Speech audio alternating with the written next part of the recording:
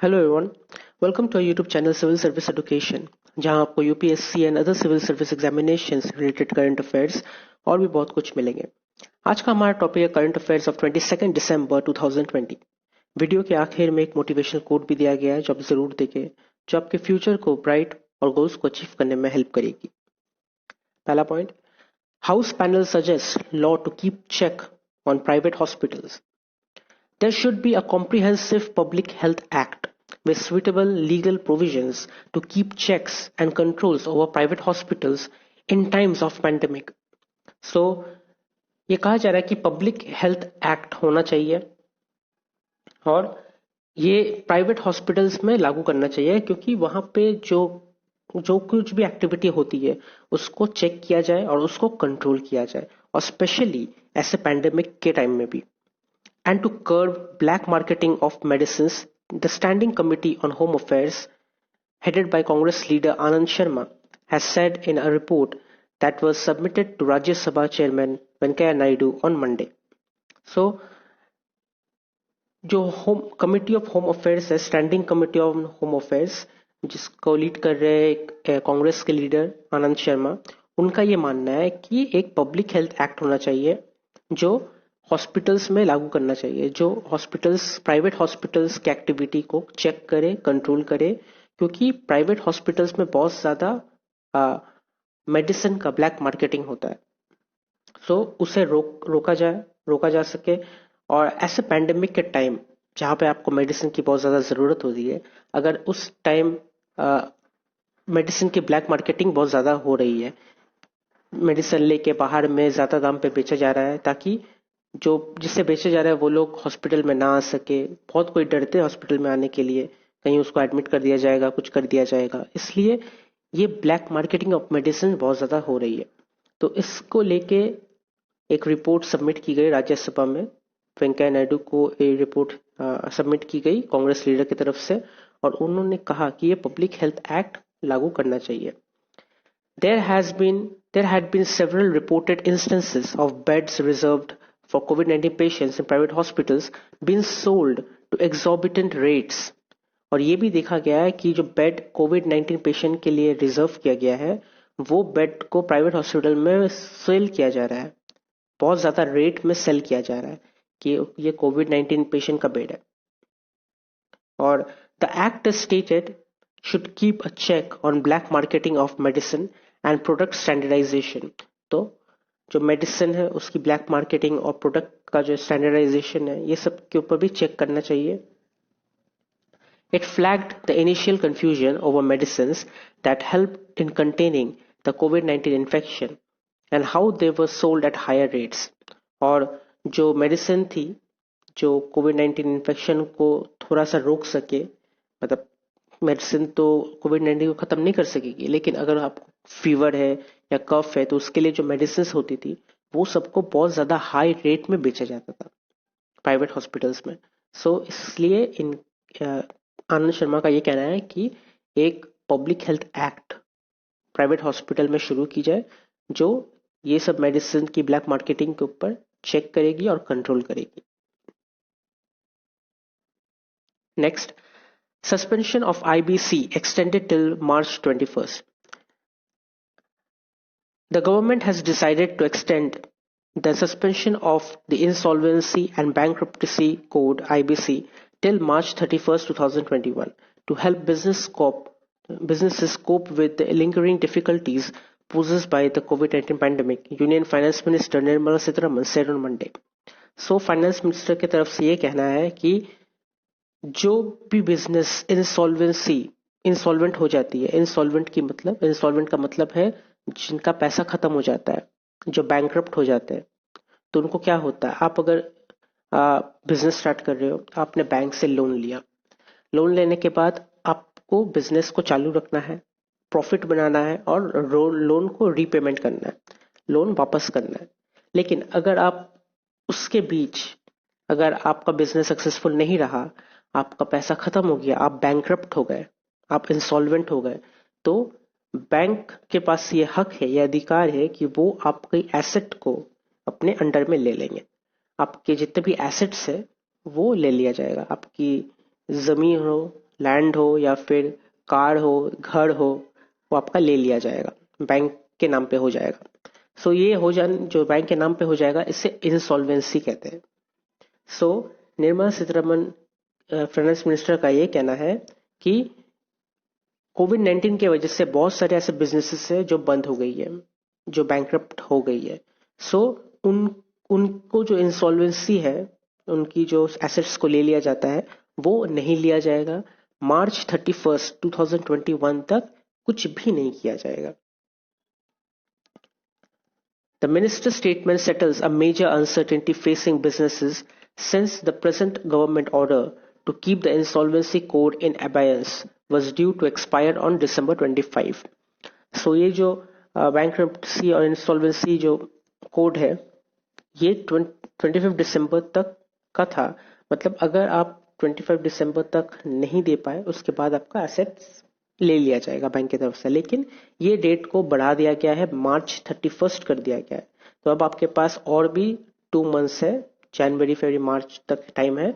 आप ये टाइम के बीच अगर आपका बिजनेस को वापस से उठा सकते हैं, पैसे के इंतजाम कर सकते हैं, तो आप अपने बिजनेस को, अपने एसेट्स को बचा सकते हैं। तो इसलिए टाइम बढ़ा दिया गया just because of covid pandemic. अगर ये कोरोना वायरस नहीं होता तो शायद ये डेट या कुछ बढ़ाया नहीं जाता, सिर्फ इसकी वजह से ही बढ़ाया गया है। Government alert to UK virus strain. Union Health Minister Harshvardhan on Monday said the government was on alert on the new strain of SARS-CoV-2 virus in the UK, but said there was no need to panic.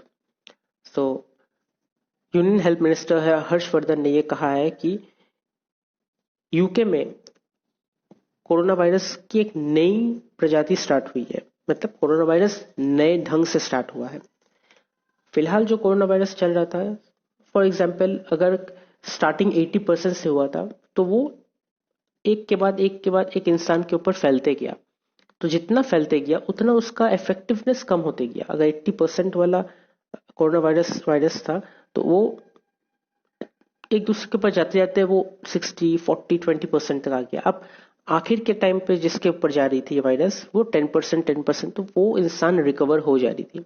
लेकिन अब एक नया corona virus नया start हो गया, फिर से एक 80% वाला स्टार्ट हो गया जो कि सीवियर कैटेगरी का है। सो इसको लेके थोड़ी यूके में टेंशन हो रही है, वहां पे लॉकडाउन हो चुकी है। तो उसको देख के इंडिया को भी अलर्ट रहना पड़ रहा है कि अगर वैसा कुछ हुआ तो हमें भी स्टेप्स लेना पड़ेगा। लेकिन यूनियन हेल्थ मिनिस्टर ने ये कहा है कि कोई पैनिक करने की रीजन नहीं है। The Health Ministry Joint Monitoring Group has directed that all passengers from UK should be subjected to mandatory RT-PCR test on arrival at the airport concerned, and that state and union territory government should set up help desks at the airports to facilitate this. So UK से जो passengers आ रहे हैं airport में उनका RT-PCR test किया जाएगा और उनको वहां पे एयरपोर्ट की फैसिलिटी में हेल्प डेस्क पे पूरी तरीके से जांच की जाएगी। Next point, postal ballots are to help those abroad. The election commission of India said last week in response to the Communist Party of India General Secretary Sitaram Yechuri raising concern over the provision of postal ballots to NRIs, non-resident Indians, that the Election Commission proposal to the Law Ministry was an extension of its efforts to facilitate overseas electors. So, communist party of India CPIM के leader जो है, secretary है सीताराम येचुरी, उनका ये कहना था कि ये जो NRI के लिए पोस्टल बैलेट की जा रही है ये ठीक नहीं है, ये सही नहीं होगा। लेकिन इलेक्शन कमीशन ने ये कहा, उनको ये रिप्लाई दिया कि ये लॉ मिनिस्ट्री की तरफ से प्रपोजल की गई है और ये एक्सटेंशन किया गया है जो ओवरसी में जो इलेक्टोर्स है उसको भी फैसिलिटेट किया जाए। In reply to Mr. Yechuri's December 4 letter, Election Commission Secretary N.T. Bhutia wrote back on December 19 saying that special provisions for the registration of overseas electors were extended in 2011 under the Representation of People Act 1951. So उनका कहना है कि जो special provision होता है, जो special आपको एक प्रोविजन दिया जाता है एक इलेक्शन का, वो रजिस्ट्रेशन किया गया है ओवरसीज इलेक्टर्स के लिए, जो 2011 में एक्सटेंड किया गया है। जो 1951 में जो एक्ट आया था उसको एक्सटेंड किया गया है 2011 में, but under the current rules. लेकिन करंट रूल्स के अंडर में किया गया है, तब के रूल्स के नहीं, अभी के रूल्स के अंडर में किया गया है extend. NRIs can only cast their votes at their respective polling stations in India in person. NRIs जो है, जो नॉन रेसिडेंट ऑफ इंडियंस है, वो अपने वोट को तभी कास्ट कर सकते हैं, वो अपने वोट को उनके पोलिंग स्टेशन में ही कास्ट कर सकते हैं इंडिया में एज अ पर्सन, मतलब उनको आके वोट देना पड़ेगा, वो बाहर कंट्री से बैठ के वोट नहीं दे सकते। Next, super hornet fighter jets been tested for Navy use. Boeing on Monday announced the successful demonstration of the compatibility of its FA-18 Super Hornet fighter jets with the Indian Navy's aircraft carriers as part of its pitch for the Navy's fighter procurement. तो US company जो है Boeing, उन्होंने ये announce किया है कि successful demonstration किया गया है FA-18 super hornet fighter jets का, जो कि इंडियन नेवी के एयरक्राफ्ट कैरियर में ले जाया गया था और इसे टेस्ट किया गया था for navy use purposes. The demonstrations which were held in coordination with US Navy on the shore-based facility at the Naval Air Station Patuxent River, Maryland, US. तो ये डेमोन्स्ट्रेशन मैरीलैंड में किया गया था यूएस नेवी के शोर based facility पर। Next point, GDP growth likely to turn positive in quarter 3. Having witnessed a contraction in the first half of the current financial year, India's GDP growth is likely to turn positive at 0.1% in the October-December quarter, economic think tank NCAR said. The NCAR, National Council of Applied Economic Research, in its mid-year review of the Indian economy, also forecast 2% growth in the fourth quarter, January-March 2021. The overall contraction in the current fiscal is likely to contain at minus 7.3%. So, NCAR का कहना है कि जो fourth quarter होगी, मतलब कि जो first half होगी करंट फाइनेंशियल ईयर में, जो हम लोगों ने देखा कि हमारा जीडीपी बहुत ज्यादा गिर गया था, 23.9% तक गिर गया था, माइनस 23.9 हो गया था। उनका ये कहना है कि ये जीडीपी 0.1% से पॉजिटिव में जाएगी, ये थर्ड क्वार्टर में पॉजिटिव हो जाएगी। फिलहाल 2% का ग्रोथ देखा गया है फोर्थ क्वार्टर पे। सो जनवरी टू मार्च 2021 जो फोर्थ क्वार्टर है, ये लास्ट क्वार्टर है, इसमें 2% का ग्रोथ दिखा गया है। तो इसका मतलब यही है, जो करंट फिजिकल ईयर है, करंट फाइनेंशियल ईयर है, इसके फर्स्ट क्वार्टर में माइनस 23.9% तक गिरा था, उसके बाद माइनस 9 हुआ था, उसके बाद माइनस 7.5 था, और अभी बोला जा रहा है कि माइनस 7.3% तक हुआ है ये लास्ट फिजिकल ईयर में। नेक्स्ट फिजिकल ईयर में कहा जा रहा है कि माइनस पे रहेगा, लेकिन फोर्थ क्वार्टर तक 0.1% पॉजिटिव रेट में आ जाएगी। India's economy contracted by 23.9% in the first quarter of the current fiscal on the account of the impact of COVID-19 pandemic. तो वैसे ही इंडिया का जीडीपी 1% में था, 1 से 2% के बीच में ही था, जो कि बहुत पहले से गिर गया था, लेकिन कोरोना वायरस पैंडेमिक और लॉकडाउन की वजह से वो -23 तक पहुंच गई थी। The contraction narrowed to 7.5% in the second quarter, और सेकेंड क्वार्टर में 7.5% तक आया है, और लास्ट तक 7.3 तक ही गया है, -7.3 तक रहा है। India Vietnam to boost India Pacific ties. India and Vietnam on Monday agreed to boost practical cooperation in the Indo-Pacific in the backdrop of increasing concern over rising Chinese belligerence in the region. They also inked 7 agreements to expand bilateral ties in defense, nuclear energy and several other sectors. So India और Vietnam ने एक दूसरे के साथ practical cooperation किया, जो उनकी Indo Pacific ties है उसको बूस्ट करेगी। और ये किया जा रहा है ताकि जो चाइनीज अपने बेलिगरेंस को राइज कर रही है, चाइनीज अपने पावर को राइज कर रही है अपने रीजन पे, इसके लिए इंडिया और वियतनाम ने भी अपने टाइज को और ज्यादा बूस्ट कर दिया और उन्होंने 7 अग्रीमेंट भी किया। वही सेकंड 7 अग्रीमेंट जो बांग्लादेश के साथ किया गया था, वही 7 अग्रीमेंट वियतनाम के साथ भी किया गया है, जिसमें डिफेंस, न्यूक्लियर एनर्जी और भी अदर सेक्टर्स इंक्लूडेड है। Next, Russia and why S-400 deal advancing don't recognize unilateral sanctions. The implementation of the ongoing Russia-India defense deals, including the supply of batch of S-400 missile systems, is advancing well despite the threat of US sanctions, the Russian embassy in Delhi said on Monday. So, Russian embassy ने यह कहा है कि Russia और India के बीच जो deal चल रही है S-400 मिसाइल सिस्टम के लिए, वो डील सक्सेसफुली चल रही है और उसे इम्प्लीमेंटेशन भी किया जाएगा और उनको कोई डर नहीं है यूएस सैंक्शंस का। वो लोग निडर से ये एडवांस कर सकते हैं। Addressing a press conference, Russian ambassador Nikolai Kudashev appeared to criticize the US sanctions on Turkey for procuring the S-400 missile systems under a US $2.5 billion deal, saying Moscow does not recognize such unilateral actions.